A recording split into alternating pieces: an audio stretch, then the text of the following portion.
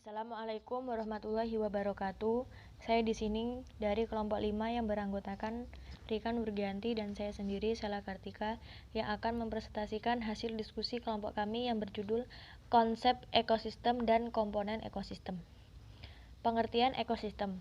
Ekosistem adalah suatu sistem di alam di mana di dalamnya terjadi hubungan timbal balik antara organisme dengan organisme yang lainnya, serta kondisi lingkungannya. Ekosistem sifatnya tidak tergantung kepada ukuran, tetapi lebih ditekankan kepada kelengkapan komponennya.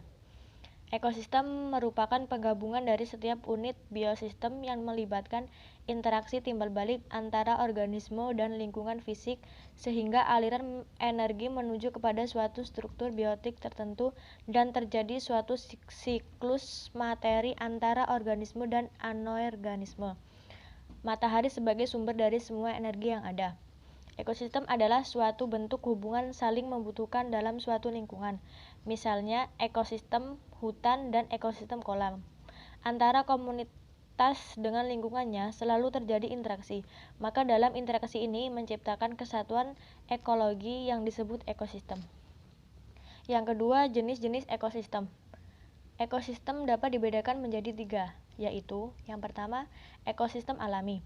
Ekosistem alami adalah ekosistem yang terbentuk secara alami, tanpa adanya pengaruh atau campur tangan manusia. Yang kedua, ekosistem buatan.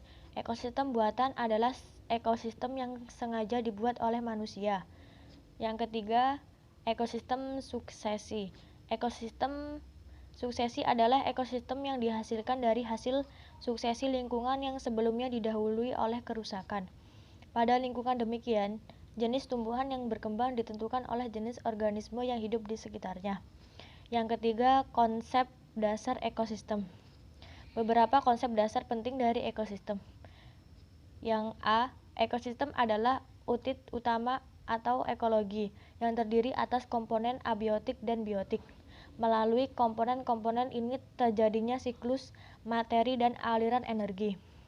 Yang B, dalam menunjang siklus dan aliran ini harus diperhitungkan sejumlah struktur yang melibatkan hubungan antara air, tanah, nutrisi, produsen, konsumen, dan pengurai.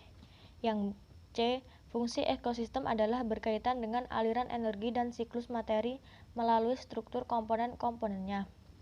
Yang D, jumlah energi yang mengalir melalui sistem alam tergantung pada jumlah energi yang difiksasi oleh tumbuhan sebagai produsen.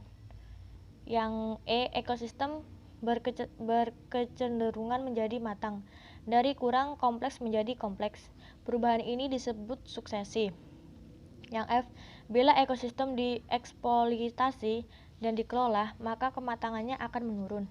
Yang G, unit fungsional utama ekosistem adalah populasi, yang menempati suatu relung tertentu yang berkaitan erat dengan peranan populasi tersebut dalam aliran dan siklus materi.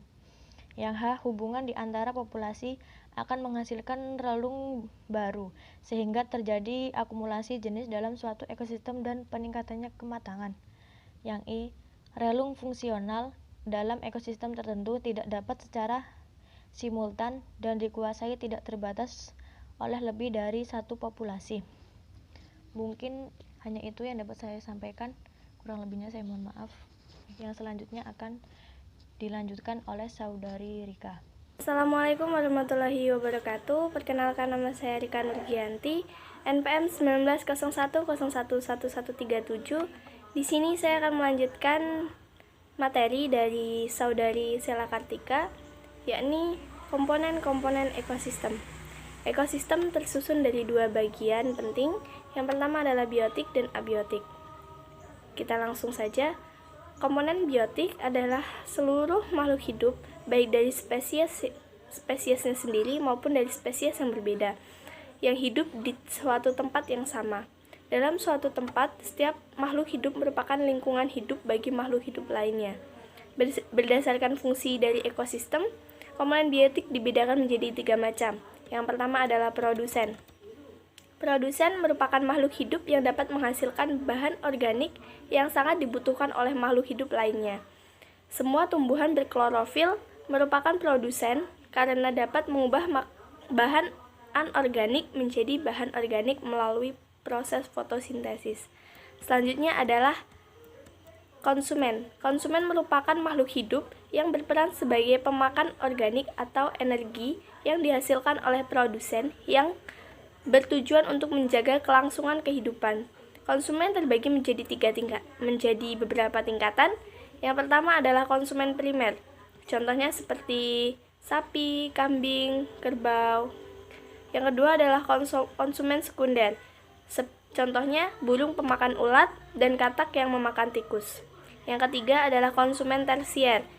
Contohnya ular memakan katak dan tikus. Yang keempat adalah konsumen puncak. Contohnya burung elang memakan ular dan manusia yang memakan tumbuhan dan daging.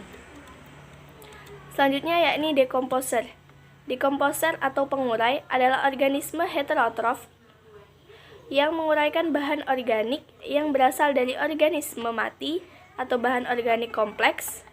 Organisme pengurai menyerap sebagian hasil penguraiannya tersebut dan melepaskan bahan-bahan yang sederhana yang dapat digunakan kembali oleh produsen. Termasuk pengurai ini adalah bakteri dan jamur. Yang kedua adalah komponen abiotik.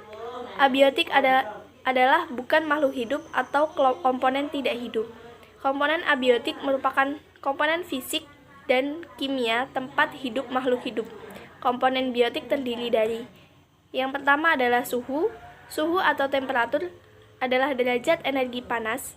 Sumber utama energi panas adalah radiasi matahari. Suhu merupakan komponen abiotik di udara, tanah, dan air. Yang kedua adalah cahaya. Cahaya merupakan salah satu energi yang bersumber dari radiasi matahari, jenis panjang gelombang, intensitas cahaya, dan lama penyinaran cahaya matahari dengan panjang gelombang tertentu untuk proses fotosintesis. Yang ketiga adalah air. Air terdiri dari molekul-molekul H2O. Air dapat berbentuk padat, cair, dan gas.